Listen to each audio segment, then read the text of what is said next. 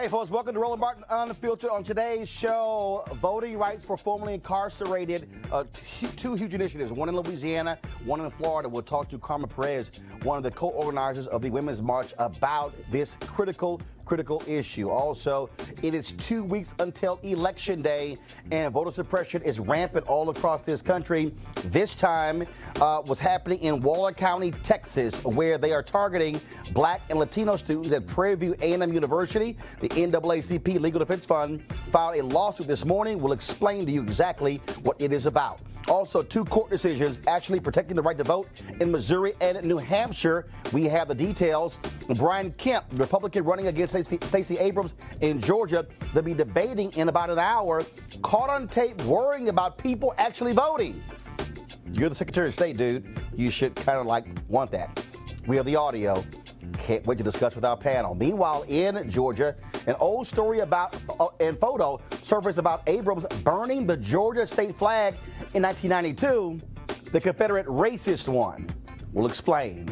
Also, if the Democrats have a good election day in 2 weeks, they can thank Black female voters and Black female candidates. The electoral power of Black women is big, and we'll break it down with a university professor. And also, Megyn Kelly is apologizing after today saying, I don't see what the big deal is about blackface. She learned real quick how social media felt. We'll read to you her apology. Also, Niecy Nash has just put out a helpful PSA for all the white women who losing their damn minds calling the cops on black people. Trust me, you're going to get a kick out of this one as well. And yes, the racists in Florida have issued a racist robocall against Andrew Gillum. Boy, they don't want to see a black man become governor. And Donald Trump last night said, I'm a nationalist. He left out the white part. But we are not a fool. Our panel will break that down as well. It is time to bring the funk on Roland Martin Unfiltered. Let's go. He's got it. Whatever the miss, he's on it. Yes, that is live. Whatever it is, he's got the scoop, the fact, the fine. And when it breaks, he's right on time and it's rolling. Best believe he's knowing. Putting it down from sports to news to politics. With entertainment just for kicks, he's rolling. It's on go, y'all. It's Roland Martin, yeah. Rolling with Roland now. He's funk, he's fresh, he's real, the best, you know he's Roland Martin now.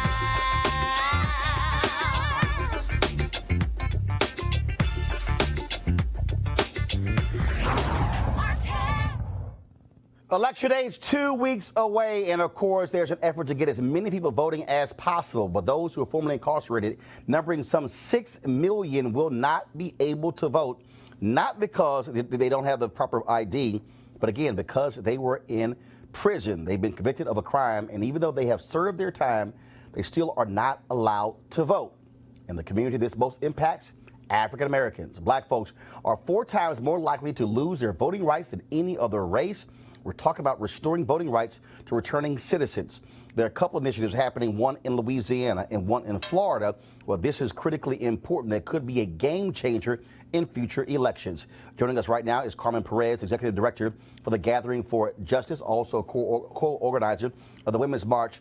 Carmen, this is one of those issues that, again, people say, oh, this isn't right, it isn't fair, but the reality is both political parties, Republicans and Democrats, have 2 separate views on this issue.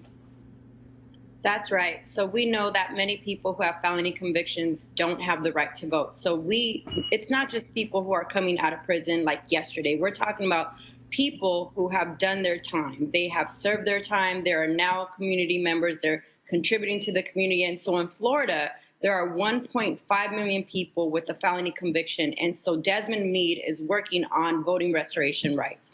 And so this is going to be a huge game changer. It's something that we all need to get behind. But there are both Republicans and Democrats that are in agreement that people deserve the right to vote in Florida.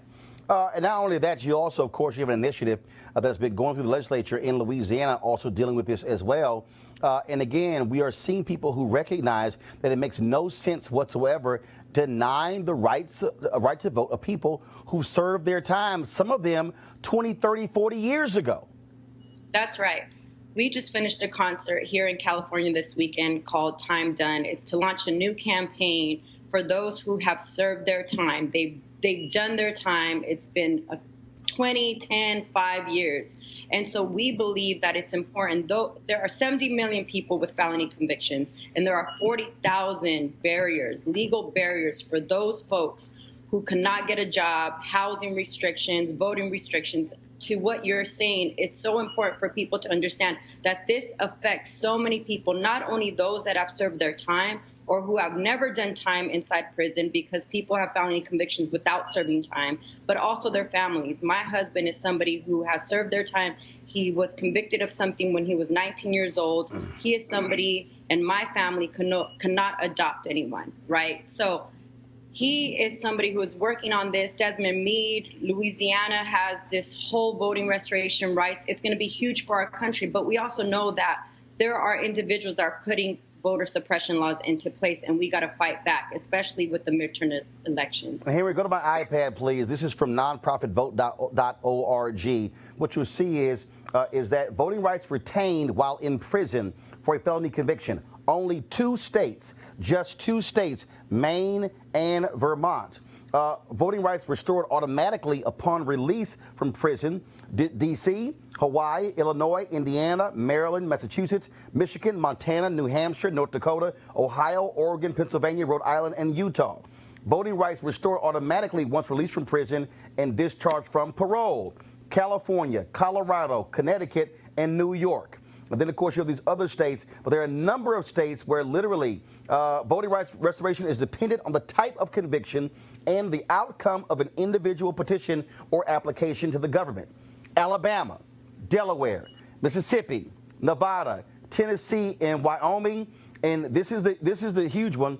Voting rights can only be restored through an individual petition or application to the government in Florida, Iowa, and Kentucky. And Carmen, that's why the Florida voting initiative is so important, because they're trying to change the state constitution. Once that's done, 1.5 to 1.6 million will have their voting rights stored, but not just their voting rights. You mentioned Desmond Meade, who is leading this. He came out of prison, got his law degree, but Florida does not even allow those who are formerly incarcerated with a felony to get a professional license. And so he got his law degree, but he can't practice law as a result of the law in Florida. And those are the legal barriers that I'm talking about. 70 million people who have done their time, have a conviction, and face 40,000 legal barriers. In California, there are about 8 million people who face 5,000 barriers. That is the population of New York City. As of 2015, 6.1 million people in the U.S. have lost their right to vote due to a felony conviction. 1 in 4 of those are still in prison. So these are people who have come out, like Desmond Meade. He's changed his life. He got a degree. He's contributing to society. He's working to make sure that nobody is facing the barriers that he is facing. And it's going to be huge in Florida. And again, this is one of those issues that when you look at the polling data, first of all, it's polling about 72% in Florida, but it's a huge discrepancy. About 58, 59% of Republicans, 80+% of Democrats. So you clearly have a difference of view when it comes to party. That's right. Well, look, I think it's going to be a huge, huge thing that if they're able to get this passed in Florida. And here's the key, folks. It must pass by at least 60% in Florida. It can't be simple majority. If it gets 60% or more, it passes, it changes the state constitution, and then they'll have the right to vote. That's going to be a major, major victory, and it could change elections in Florida when it comes to the legislature, but also congressional races, senatorial races, and gubernatorial races, and could have a huge impact on the 2020 election. And so trust me, if a Donald Trump goes to Florida talking Mr. Law and Order, this could very well sink his chances of winning Florida in 2020. And those who don't have the right to know have family members who do have the right to vote. So people need to go out and vote. This is huge for us. These midterm elections are going to be huge for so many of us that are impacted by so many of these issues. And so I really, really, really, really urge all of you to go out and vote. All right, Carmen Perez, we certainly appreciate it. Thank you so very much. Thank you. All right, I want to go to our panel right now. Nick Rathod, Vice President of Asian Americans, Pacific Islanders, Progressive Action. How you doing? Good. Lauren Victoria Burke, writer for the National Newspaper Publishers Association, and also Malik Abdul, National Communications Director for the Black Conservative Federation. Folks, when you look at what's happening, of course, in Louisiana when that bill was passed affecting some 2,000 people. But again, this in Florida, first and foremost, this is a ballot initiative being led by African Americans, okay, in Florida. Again, 1.5 to 1.6. I'm telling you right now, if you're running for office in Florida and you're talking about, I want to get tough on law and order, you're going to have to recalibrate if all of a sudden 1.5 to 1.6 million people are not going to be voting in your state. It is interesting to think about the 60% threshold. That's hard to reach. That's really hard to reach. But the good news in Florida is they have two really exciting races. They have the, Rick Scott and Bill Nelson running against each other, and obviously Andrew Gillum. Andrew Gillum should bring out the type of constituency that really would care about that particular ballot initiative. I actually think it'll make the 60%, which in another year I don't think it would make the 60%. Well, look, they've been polling very well over the last 3 or 4 months. Live on this show, when we got the most recent data, it showed about 72% is where it's polling right now, because it's a lot of white folks in Florida who are felons or formerly incarcerated who are looking to also get the right to vote. Malik, I'm telling you, if you're Republicans and conservatives in Florida, you're going to have to change what you say, because it used to be, law and order, lock them up. You got 1.6 million folks now who gonna have a ballot in their hand. I think that's gonna change. That's gonna change the tone of a lot of campaigns. Yeah, I think they can make some changes to the rhetoric, but I think overall I support what the ballot initiative down in Florida. I think the Republican Party as a whole, especially when you're talking about people who have served their time, I think that the Republican Party as a whole benefits from encouraging legislators. Fortunately, Florida is one of the few states that allows that what they have there in Florida, but I'm glad to know that a lot of the Republicans in many of, if not most of the other Republican states don't have those same issues as in Florida. But as far as this ballot initiative, I'm all for it. But Nick, look, the reality is in Florida, what they have is a joke of a system where Rick Scott, who's the governor, appointed several commissioners where you had to actually physically go before them to explain why you should get your right to vote back. And then one of the individuals on it would ask every person, do you go to church? And they would be going like, well, what the hell they got to do to get my right to vote back? Wow. And they very rarely said yes. I mean, one guy who had no issues for 20 plus years laid this whole deal out, and they were like, you've done a good job of staying clean, but no, we're not going to give you a right to vote. And so what this measure does, wipes that commission out, where you will have that right to vote as soon as you get out. Well, first, I mean, this is a modern-day Jim Crow that's happening down in the South and across the country. I mean, you saw on your iPad, it was 2 states that allowed felony reenfranchisement, and there's 48 that have some form of it, but most of them don't. And that is troubling. And this, to me, is the type of game-changing thing that we need to be doing as Democrats, as a progressive movement, as people of color, because, like you said, 1.6 million people coming out. That changes the entire dynamic in that state.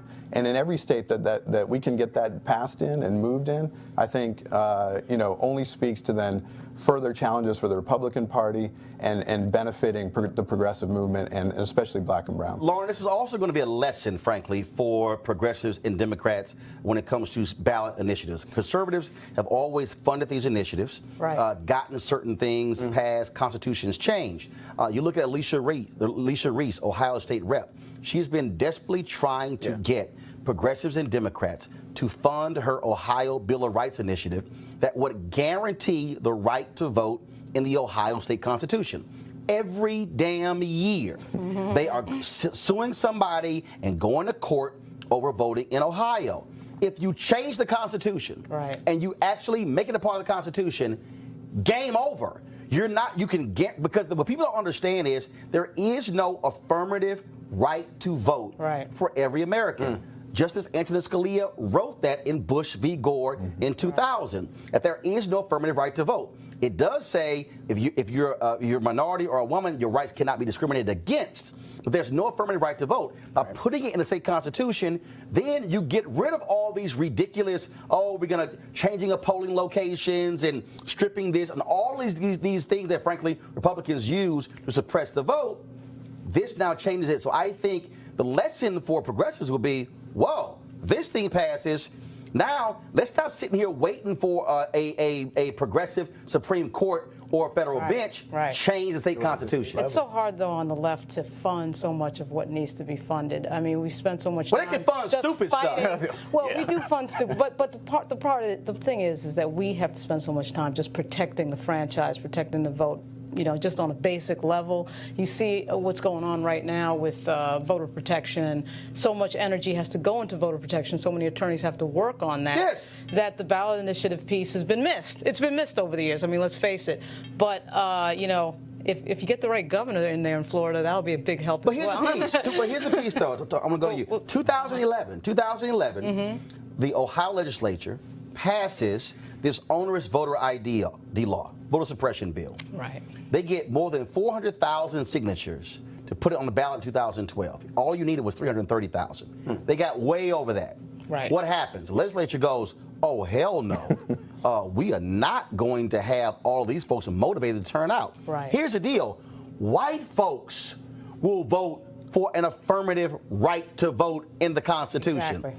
They changed that law, and they said we are not turning those people out because, and it was still on the ballot, but they did not want it to happen. In Maine, Republican legislature took away the right to same-day voter registration. The residents in 2010, Maine residents said, who the hell asked y'all to do that? Right. Put it back on the ballot in 2012. Right. It passed by more than 65%. Right. The point here is, I think that when you have these ballot initiatives when it comes to voting, you can thwart Republicans because I just don't see a white Republican going, damn it, I'm going to vote against having my right to vote. Well, anytime you have an issue like that, particularly like that, the ones you just mentioned, that galvanizes that many people, you've got it. I mean, we live in a country with 70 million people who have a criminal record. Right. So, you know, when you have that many people who have a criminal record, obviously we're specifically talking about felonies, but still, that's a lot of people who understand involvement with the criminal justice system, and they're going to be for something like, because there's really no reason, once you've paid your debt to society, there's really no reason that you shouldn't be able to re-enter. Nick, final comment. Well, this is a matter of the wrong priorities, I think, for the progressive movement and the party.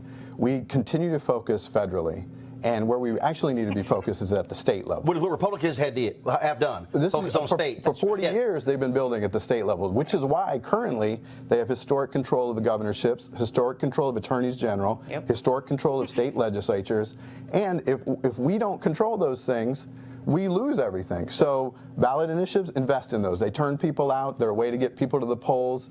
But in the legislatures as well, invest in there. You won't have these issues happening if we invest in the right places, do the right things, and structurally change how we operate. All right, folks, in the home stretch of the midterms, the Republican Party, their leader Donald Trump, have decided that these 2 weeks will all be about the fear of immigrants, racism, and bald-faced lies about a left-wing mob. Well, Trump used all of that to win the presidency, and he is trying it again. Now, last night, he said he was a nationalist. Now, of course, he left out the word white, but no one is confused by what he meant.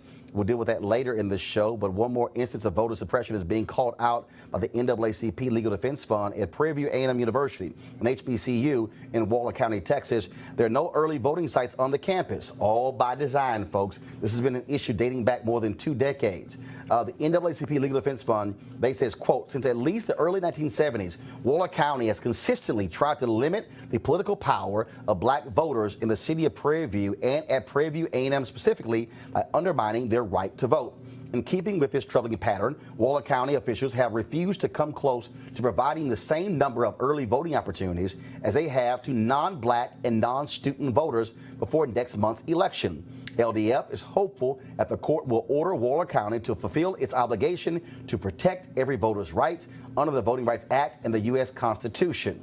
Also, we'll be watching this case as we're looking at 2 more in Georgia.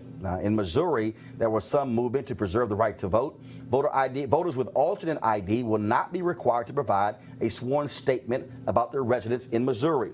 Voting rights advocates said the sworn statement requirement had a chilling effect on voters. In New Hampshire, in a major victory for student voting rights, a state court struck down a restrictive voter registration law aimed at college students. Back to our panel, bottom line is this here. You about to Prairie View A&M Waller County. Waller County, largely white. They do not want those black students affecting the politics in that county. It is nonsensical to not put an early voting location on that campus, but it's the exact same thing we saw in 2016, where you had a county clerk in Wisconsin who said she removed an early voting site from a college campus, she said, because too many of these young students are voting Democrat. So she moved it to some way out place in Wisconsin with a very small parking lot off of that college campus. Malik, these are the type of activities that Republicans use to shrink the electorate. I don't agree with that, just like I don't agree with the opposition to the ballot initiative in Florida. You don't agree with what I said or what they're doing? Yeah, I don't agree with what they're doing. I don't agree with voter suppression efforts just as a whole. I think that we should, whether it's restoring rights to former incarcerated individuals or anything like what we're talking about, students being able to vote at a college. I don't agree with any of those efforts. You know, there are things that happen where you have these ballot initiatives. I'm fully supportive of them. We just had a ballot initiative here in D.C. I think it was referendum 777, where the voters here in D.C. voted for this initiative. I think it was a tip wage initiative or something like that. And just recently, just like that, the city council overruled it. So I generally disagree with any of those type of efforts to deny or overrule the will of the voter. But bottom line is, Dick, this is what the Republican Party does. State after state after state after state. So we need to change the dynamic again, back to what I was saying. We need to have the right people in power in those places, which is why it's important to vote. But secondly, we need to defend the right to vote as Democrats in the same way that the Republicans defend the right to bear arms in the Second Amendment. There should be no questions. We should be screaming from the rafters that this stuff is happening in Georgia and Florida and Texas.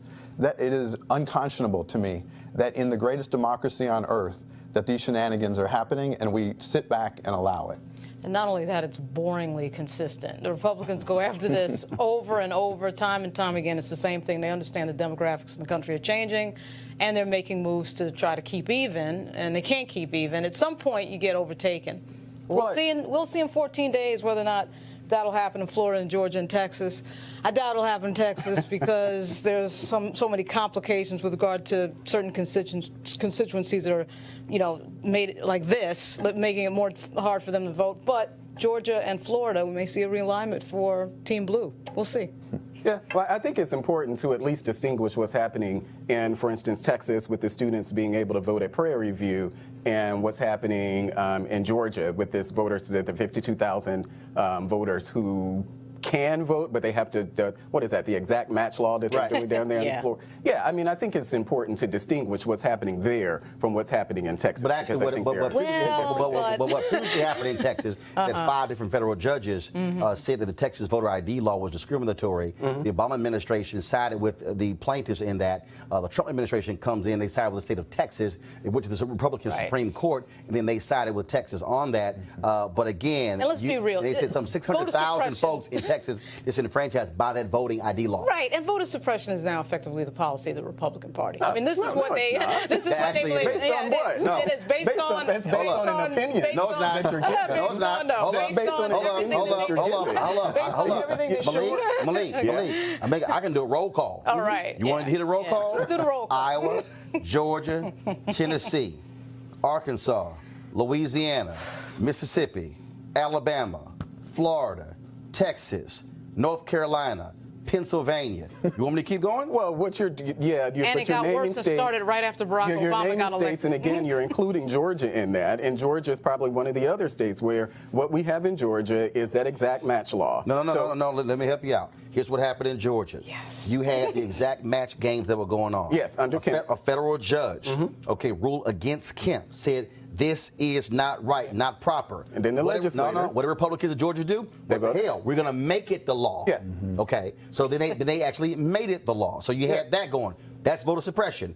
In Tennessee, same thing. Black Voter Project turns in some 36,000 registrations. They say, a number of these are invalid. Won't tell them what makes them invalid. They're just saying they're invalid. But that's not what happened in Georgia. Wait a minute, hold up. In Missouri, the Secretary of State in Missouri, Republican, releases a video as saying, you got to have this ID to vote. A federal judge goes, no, you don't, smacks him down. Kansas, Chris Kobach Kobach pulled all of his games and tried it on a national level. It got thrown out. 2012, the leading Republican in Pennsylvania says Mitt Romney is going to win Pennsylvania because of voter ID. In Alabama, Republicans shutting down driver's license offices in that particular place. Florida, I've already laid the whole thing out. I can go Arkansas, Texas, Republican, Governor Greg Abbott, 5 different federal judges there. Do you need any more examples? No, but I still don't Hold think up, that. I ain't done yet. North Carolina, where the Republicans in North Carolina, where the federal judge said they had a laser-like targeting of black voters. They shut down early voting locations. Yeah, I remember that. They ended voting on Sunday. I remember. I just gave you a dozen states led by Republicans where they have enacted voter suppression. I have not heard Roland McDaniel, the GOP chairwoman, say a word. I have not heard Donald Trump, president, Republican, say a word. I have not heard Speaker of the House Paul Ryan, Republican, say a word. I have not heard Mitch McConnell, Senate Majority Leader, say a word. I have not heard black Republicans as a group, other than Colin Powell, stand up and call out voter suppression. That's your evidence. Well, I mean, you can mention Colin Powell and you can mention some of the other ones, but those particular states that you're talking about, I don't know the details of each of those, but I just gave them to you. But you're talking about, and I think what you mentioned is that this is the play of the Republican Party. Which it is. That may that's your opinion. No, but it's not a fact. It's a fact. Well, that's your opinion. Malik, I just gave you. Yes, you gave me instances. You gave me instances in America. Yeah. I just gave you at least 12. I can go find you. But that's not. Why but is you it say hard that, to admit? Why is it hard to admit? Because it's not. Because I don't believe it's true. Name a Democrat who believes in voter suppression. Name a Democrat who is done what Chris Kobach has done. I don't even. Name one Democrat that's done what Chris Kobach has done. You're saying name a Democrat. Name one Democrat. No, name Democrat. But you're giving your opinion. I can name Brian Kemp. You can say Brian Kemp. Brian Kemp and Chris Kobach is not my opinion. That's your opinion on Brian I'm helping you with one more. But that's your. I'm helping you one more. Conservative group right here in Virginia, a legal group. They were sending notices to very small towns in Mississippi saying, oh, these voting rolls where names don't match. If you don't remove them from the voting rolls, we're going to sue you. These small towns did not have the money to hire outside attorneys, and so they actually began to purge their rolls because of what they actually did. Speaking of purging rolls, Republicans in Ohio actually led the whole purging of voting rolls initiative. White man in Ohio sues them, go to the Supreme Court. How does the Republican-controlled Supreme Court rule? Yes, purging is allowed.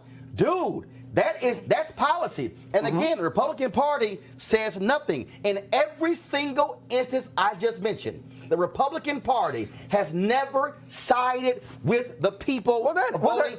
No.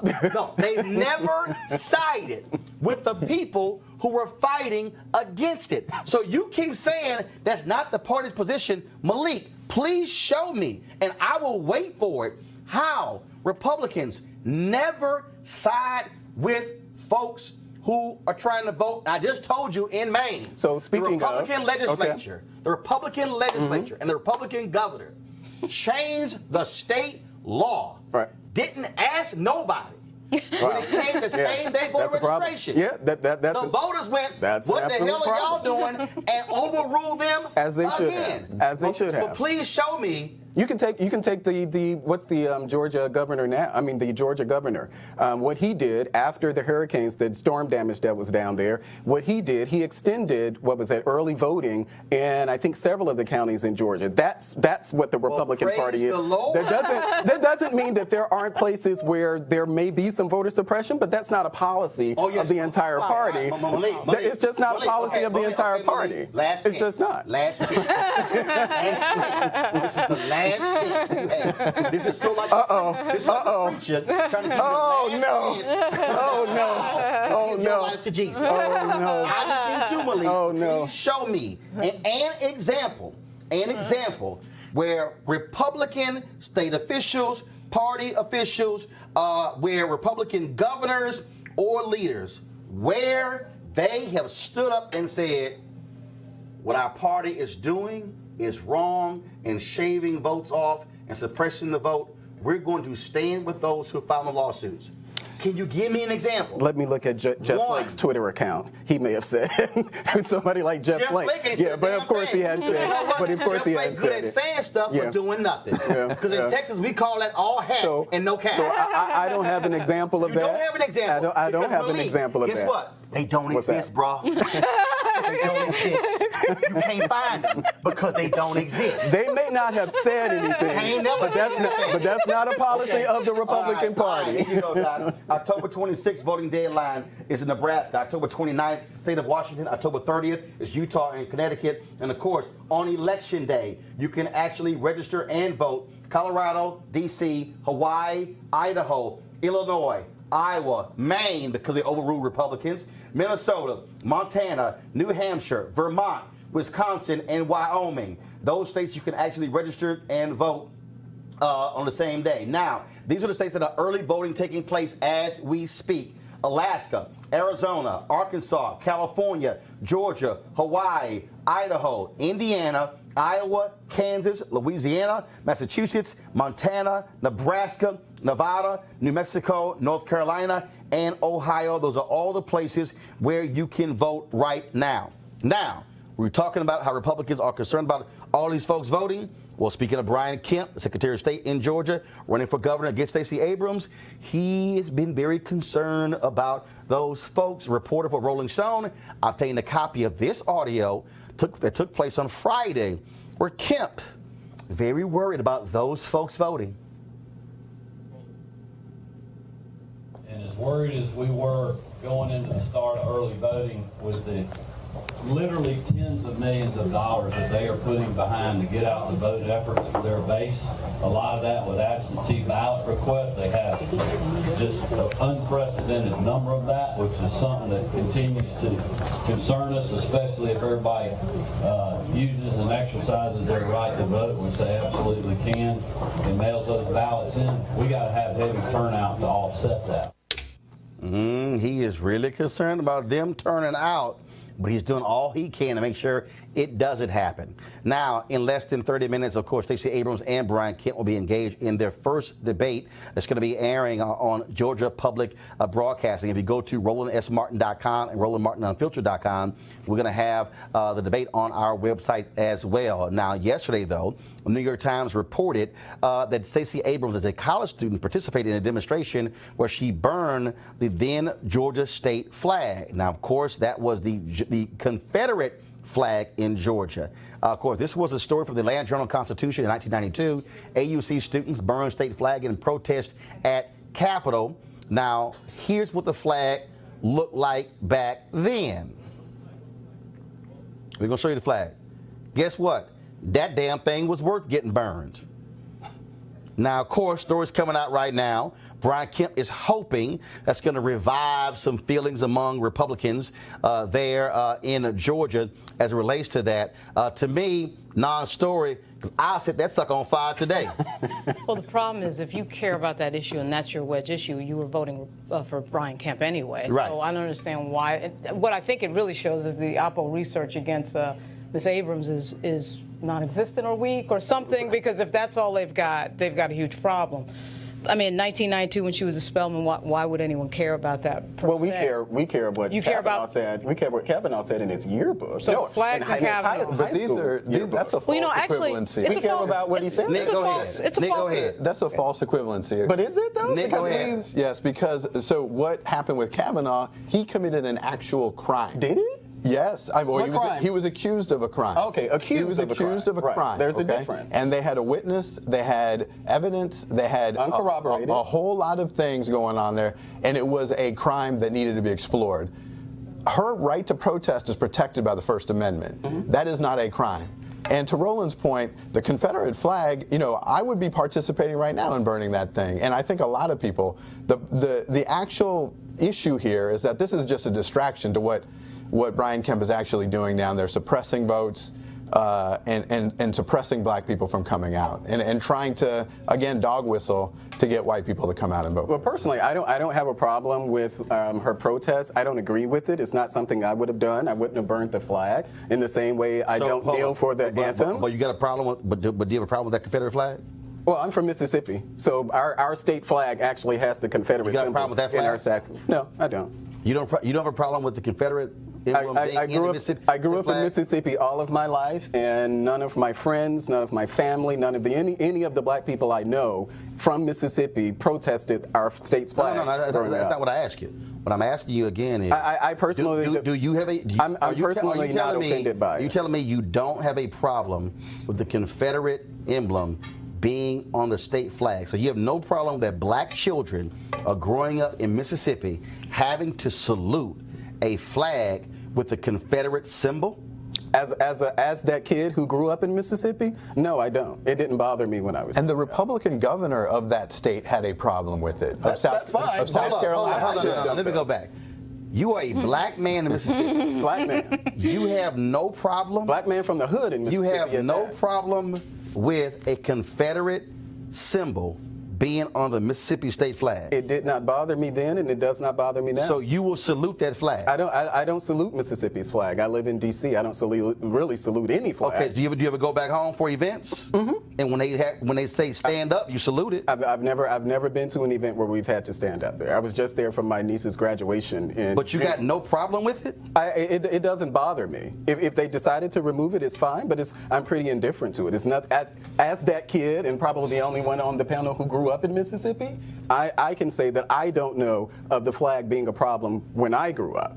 And this is just a fact. I can show you a lot of black folks who would disagree with that. I mean, I know. Well, I'm the Mississippian. I know for a fact. No, that's fine. But I know Angelou Ellis was also a native of Mississippi. Yeah, I'm not has been one of the folks who has been leading protests against that flag. But again, no. But it's always one or two who had that feeling. But I can tell you right now, when you have folks who still believe that the Confederacy should have won, that's a problem. But you mean that's a problem? Yeah, that's a problem. But that was the damn thing is still on the flag. Well, I mean, you're saying whether or not. And you also know in your home state, when you go to Statuary Hall, that the two statues from your state are Confederate generals. Are you kidding me?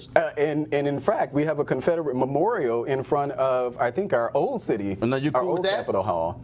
I was actually amazed by it because I never knew it was there. But you cool with that?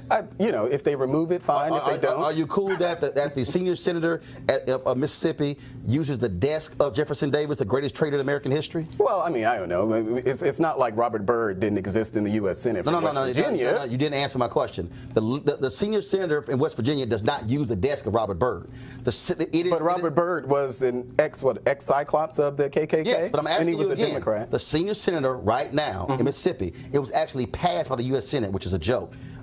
That person uses the desk of Jefferson Davis. Yeah, I mean, You cool with that too? That doesn't bother me. Those are certain things, it just doesn't bother me. Okay. What does bother you? Well, it's a lot. We can talk about it, but those things don't. Okay. Those things. I see now why Mississippi still has fundamental issues when it comes. Because we have great people who are from there. No, actually, I see why you still have issues when it comes to economic. Well, I haven't lived there in about 18 years, Yeah, so that's probably the reason why you left. All right, It is. folks. Yeah, it's the whole reason why you left. Folks, black women are playing a huge role when it comes to turning out the vote. We have known this for quite some time, but only mainstream media has realized that black women actually are getting out to vote. Okay, black people in black media, we've always known that, of course, but you're also seeing black women who are now running for office, even though they're not getting the support they also need. So a new study has been dealing with that whole issue in terms of where black women stand when it comes to voting. So joining us right now is Dr. Andre Perry of the Brookings Institution.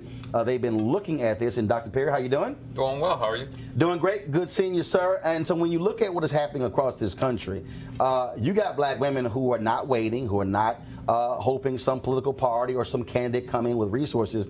Folks have been on the ground pushing and working hard for quite some time to turn out black women who also hate the Republican Party more than any other group in America.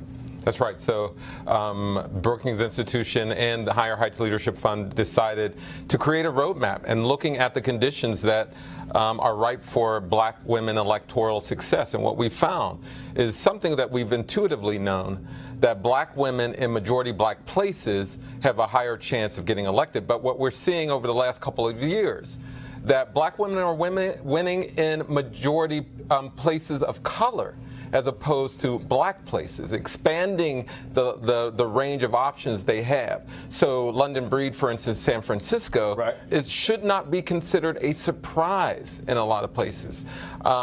You mentioned Ayanna Presley. She is not a surprise.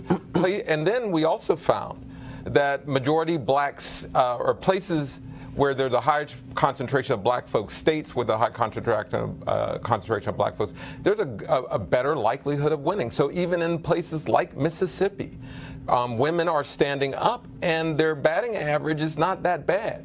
The issue is not necessarily getting out the vote per se, but getting people to run. You know, of all the open seats this year, only a third were contested by black women. In black districts, majority black districts. You also, of course, have Johanna Hayes, who's in Connecticut, who's also running, could be the first person of color from Connecticut. Then, of course, you also have a sister who's running in Iowa as well. And so what you are seeing these black women run, but also I think a huge part, first of all, you have Democratic constituencies that have not been supporting them. That's right. And so what is also being created, you're seeing these black women networks that are also utilizing their buying power and their money to fund a lot of these races as well. We had a group of elected officials and support groups come to the Brookings Institution when we released this report. And Catherine Pugh, mayor of Baltimore, she flashed a Delta sign signifying that she utilized her social networks to get elected. Black women are not getting the financial backing as their white peers, and they're not getting the backing from the Democratic Party. And we don't have to necessarily mention the Republican Party, which has been absent. But they are leveraging their social resources, and they're winning in spite of the electoral apparatus. And so it's encouraging in that regard, because if they get a decent amount of support, in what you saw in Alabama late in the game, the Democratic Party coming in and supporting the on-the-ground efforts, and you saw what happened there. If they get the kind of support in 2020 that they well deserve, you might see a different outlook in places like Alabama, Mississippi. You know, Doug Jones could have been a black woman. And that's what people are now starting to see, that we don't necessarily have to work for a white candidate. We can elect black candidates to completely represent. Malik, your party's got a black women problem. Well, they really, absolutely. They really hate your. No, and this ain't my opinion. I'm sitting in a meeting with Reince Priebus and top officials there, and a black Republican woman who was sitting there. She said, "Black women hate us more than anybody else. There's no other group in America that hates the Republican Party more than a black woman." Well, I mean, the Republican Party does have a problem just generally with blacks. I don't know what our percentages black are. women hate y'all. Well, bro, I'm talking about the number is, look, 94% of black women went for Hillary Clinton. Well, and it wasn't just because of Hillary Clinton. Yeah. They hate y'all. Yeah, but that's part of that is conditioning. Part of that is just the culture. But part of it is policy. I agree. Part of that is policy. A lot of it is policy. Why wouldn't some of it probably 90% of it is policy. I would probably say about black women 60. are clearly powerful, but they're not protected. You know, at the same time they created the mantra Black Lives Matter, black women have the highest maternal mortality rate in the industrialized world because of largely Republican-backed economic policy, healthcare policy, education. I mean, and so all of these things, if it's not a stretch, when you're not supporting a minimum wage, I mean, New York Times has released a sobering report about the number of children who are homeless going to school. And it's largely because of housing policies and income policies. But Republican policies? Because Trump has only been in office for what, 2 years now? I would never Speaking blame of Trump. But I'm just saying, but prior to him, Obama was in office. That whole thing of calling Maxine Waters low IQ, that kind of plays badly with black women, don't you think? I mean, that's kind of a problem, right? Like, that don't help. I Then, of course, when you have the Chief of Staff, John Kelly, come out and lie on Congresswoman Frederica Wilson. Street artist. Straight up lie. Don't even offer her an apology. Oh, you remember that one? When John Kelly came out to the podium and then chastised her, saying she did not stand up and support federal agents in Florida, even though she kind of she was the one who made it possible to have the building renamed. And he basically called her out. It was a flat out lie, and he didn't even have the guts to apologize to her.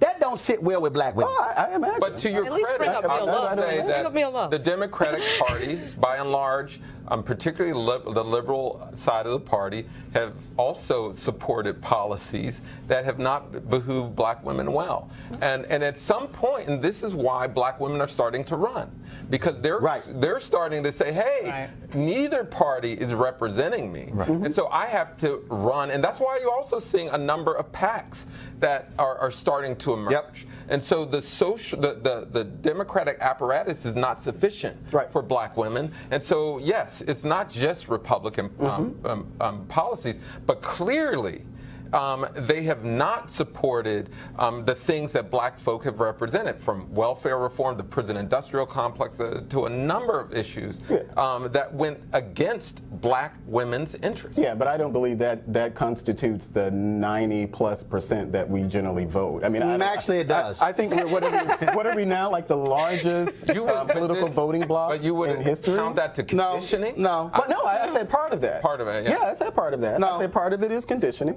But also, see, here's the mistake. Condition for what exactly? Here's the we can't figure out the issues like anybody. What do you mean when you say conditioning? That says to me we're too stupid to figure out that one party is not good for us and the other is. It means that if you are a Republican, they don't have the agency to figure out what's going on. And you grew up in a Republican family in a rural part of West Virginia, like if you grew up in Mississippi and you don't know the battle flag is on the flag, like that conditioning. Well, I grew up a Democrat, so I don't know what point you're trying to make there. Let's talk about. And here in Washington D.C. because it seems as if what you're trying to do is question my wokeness. Damn right. But I can walk in Condon Terrace because I live in Ward 8 and I've been in Ward 8 all of this time. I can walk from Condon Terrace to Chopper City at any time of the day. So whatever wokeness it is that you're questioning right here, we can try it again. If you are a Republican growing up in a Republican family in rural West Virginia, Kentucky, Iowa, or any of those places, chances are that when you register to vote, you're going to register as a Republican. It's not the same thing is in Democrat. Black women voting a certain way. Well,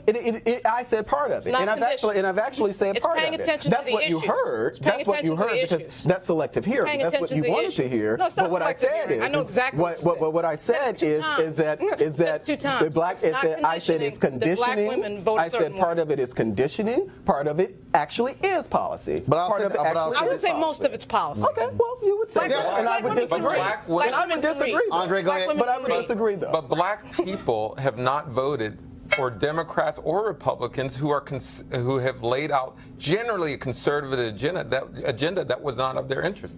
You know, so it's not. I've spent a large part of my career in Louisiana. Lots of black people did not vote for Democrats because they did not represent their interests. Precisely. What I'm saying is a lot of Republicans, black Republicans, don't vote for white Republicans because they don't represent their interests. There's nothing wrong with being conservative. Nothing wrong with being a Republican. Said there was. But you better have policies. Yes. I agree with that. That can respond to your constituents. And all I'm saying is, if you Republican, y'all got a black women problem. Yeah, that's true. And they're going to be after your ass in 2020. I'm just letting you know. Dr. Andre Perry, we appreciate it, man. Thank you so very much.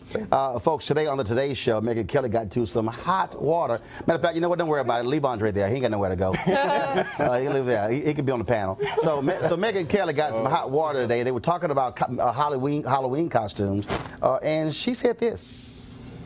still be able to dress like a moron. But what is racist? Because truly, you do get in trouble if you are a white person who puts on blackface on Halloween, or a black person who puts on whiteface for Halloween.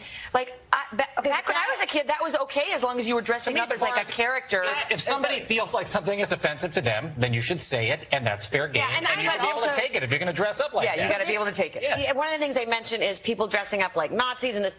If you think it's offensive, it probably is. Yep. And one of my big complaints just about society right now is whatever happened, and I know how you were raised. I don't know how you were raised, but that's questionable. Yeah.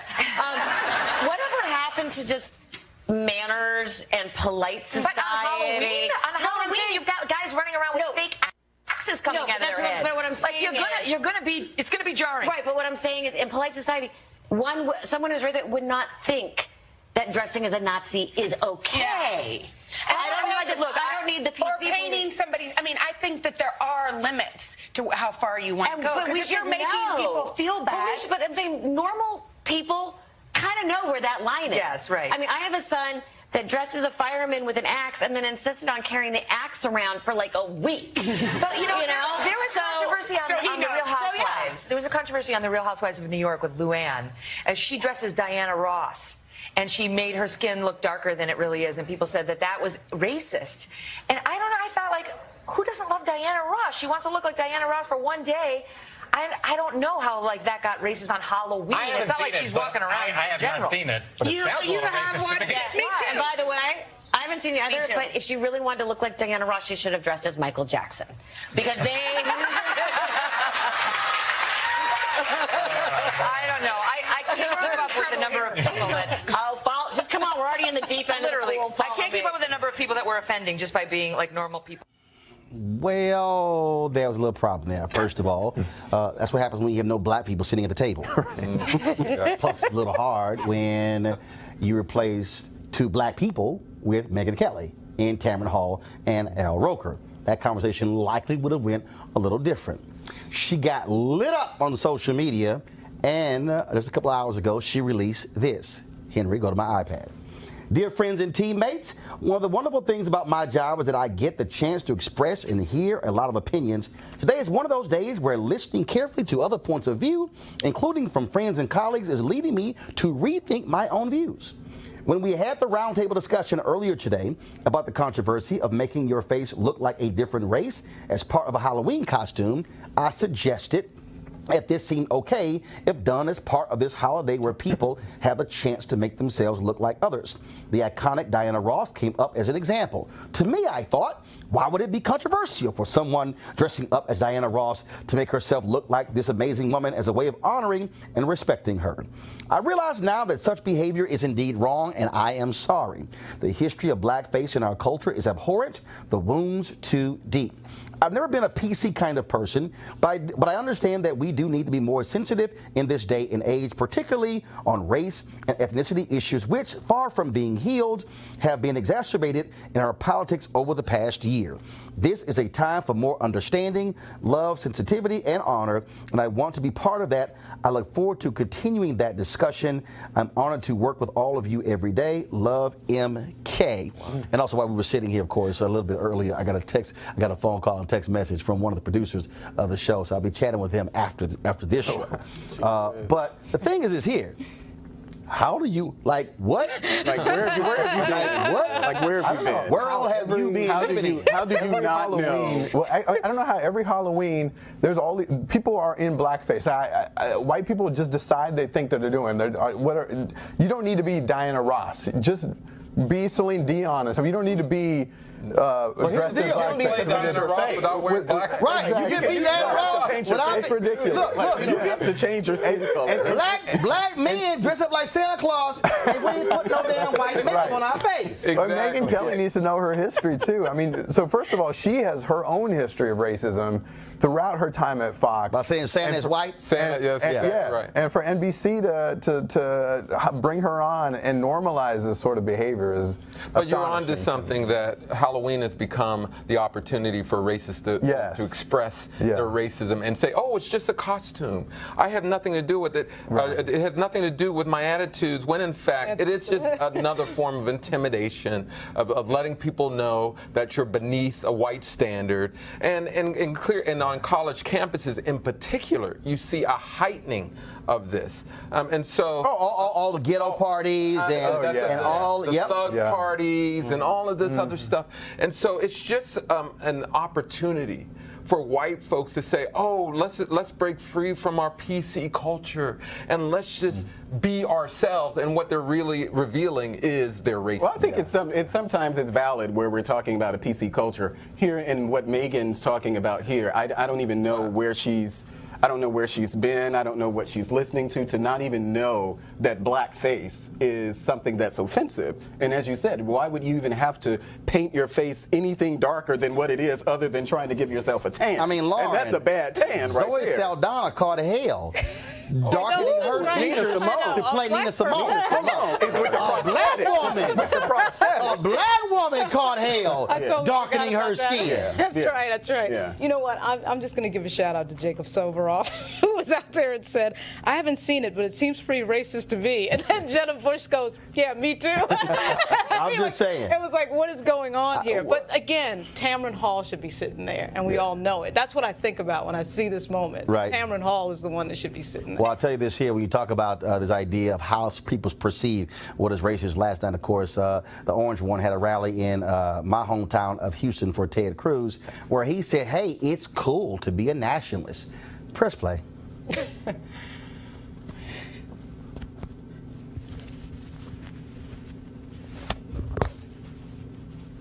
You know, they have a word.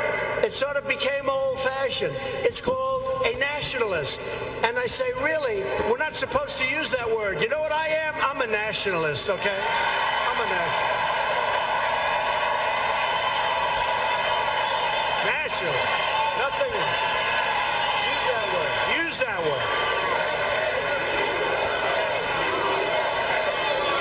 Yeah, it's old-fashioned, all right. It's definitely old-fashioned. That part's accurate. Unbelievable. 14 days. 14 days.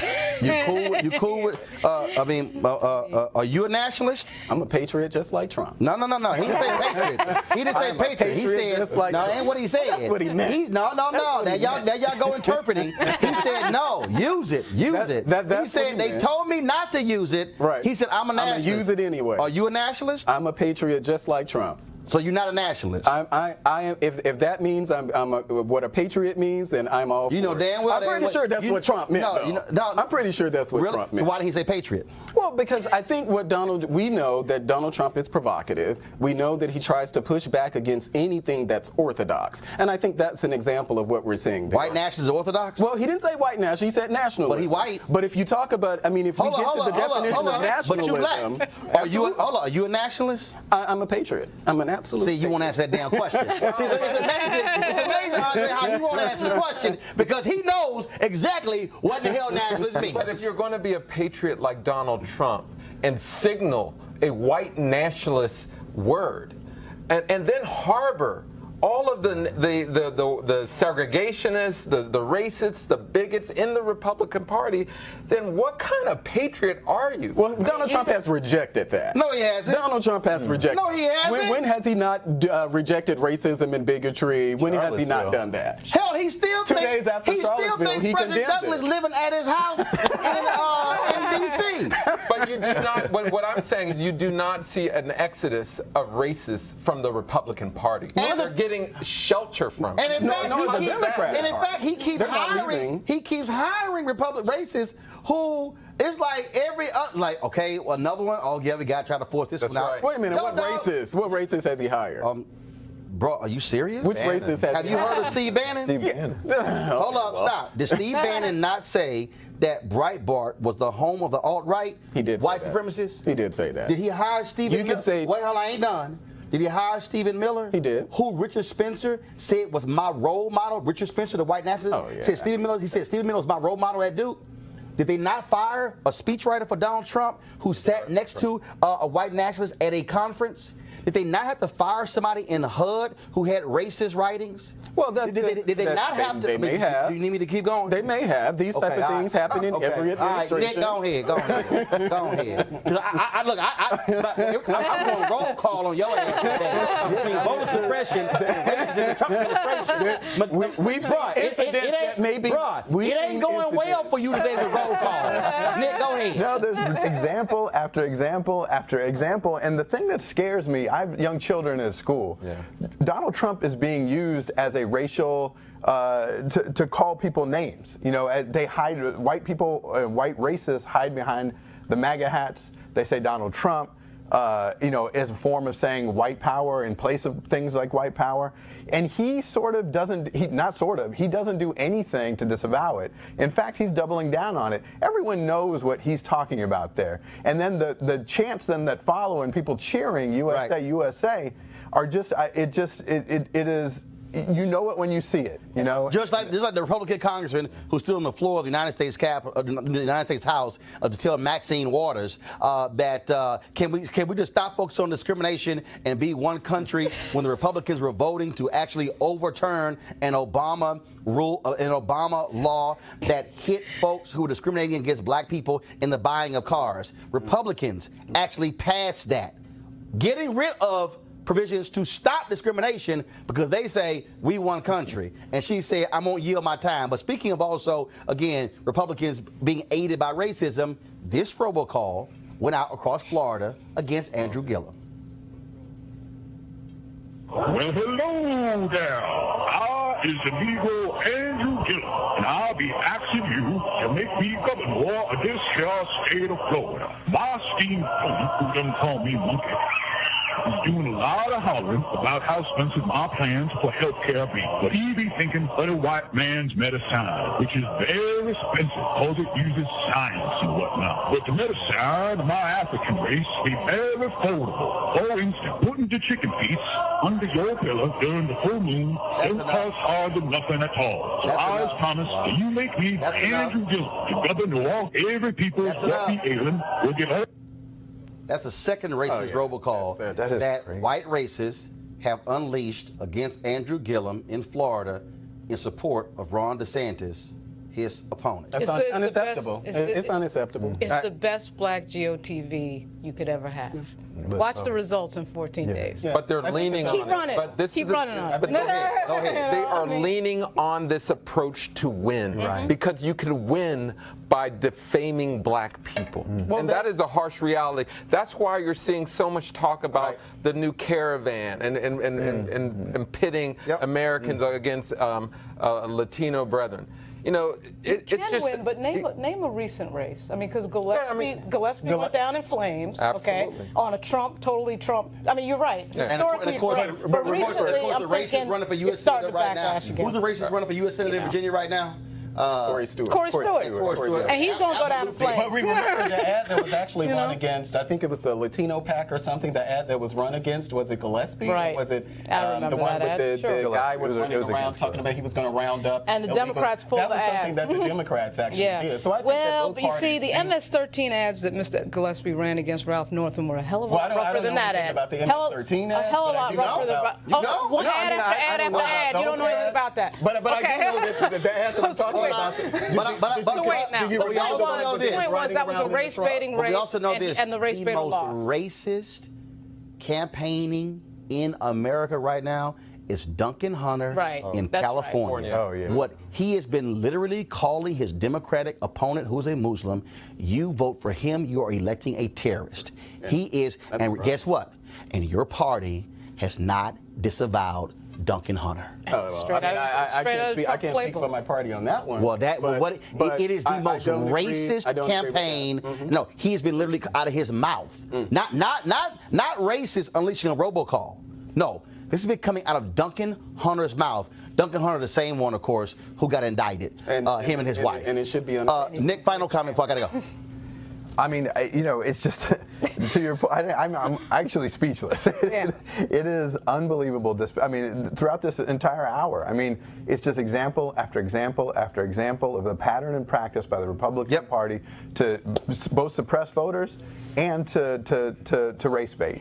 And that, to me, is what they think is a winning strategy. Let's see what happens in And what does it tell you? If racists are that comfortable in one party, there must be something attractive. I'm just saying. Folks, be sure to support Roland Martin Unfiltered by going to RolandMartinUnfiltered.com to join our Bring the Funk fan club. Your donations make this possible. We're trying to get 20,000 of our followers to contribute at least $50 for the whole year to help fund what we are doing. Tomorrow, right here on the show, we will be back. We'll talk about a former CIA whistleblower, of course, who's been calling out wrongdoing. Of course, he's heading to prison on some other stuff, but he was putting on blast wrongdoing taking place. And of course, Niecy Nash got something to say to all these white women who keep calling the cops on black people. Y'all got to see this video as well. So we look forward to having that. Plus, we will have video from the Stacey Abrams, Brian Kemp debate happening right now in Georgia. If you go to RolandSMartin.com and RolandMartinUnfiltered.com, we'll actually have that debate on our websites as well. Thanking our panel. I certainly appreciate it. Thank you so very much. And folks, thanks to all of you for watching. I'll see you tomorrow. Holla!